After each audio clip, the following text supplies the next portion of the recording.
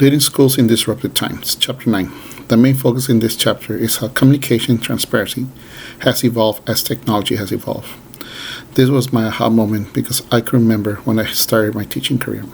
All sorts of communication was done through notices sent home with the students alerting parents of any upcoming school events. Report cards were written and sent home so parents would review them and send back to school with their signatures. Now, school administrators and teachers communicate with parents through social media, such as Facebook and Twitter. Apps like Class Dojo and Remind.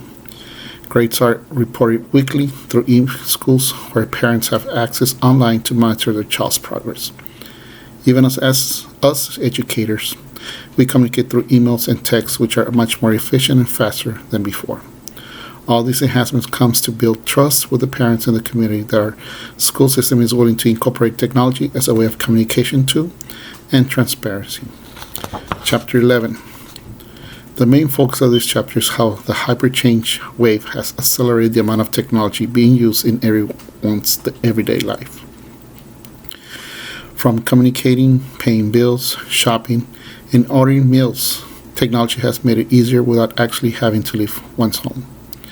I even foresee in the next 5 to 10 years high school students doing their coursework online from their home computer and just meeting their instructors once a week like we do in college.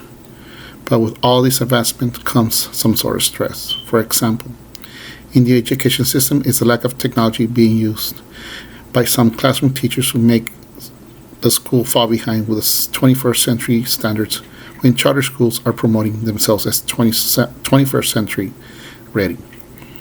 The idea that students might use the technology for something else rather than class lessons, or that technology might one day replace teachers, leaving us without a job. It all builds to the daily stress of also preparing for the end of the year state assessments. I've witnessed teachers breaking down from all the expectations from administrators and parents. So I sometimes ask myself, is it really worth it?